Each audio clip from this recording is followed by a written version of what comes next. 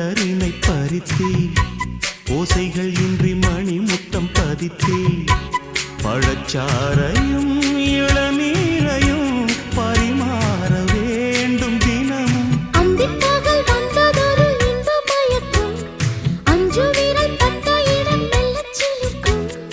எங்கெங்கே தொட்டாலும் அம்மம்மா உற்சாகம் அங்கங்கே உண்டாகும் வா கன்னத்தில் கன்னம் வைக்க ஒத்துக்கு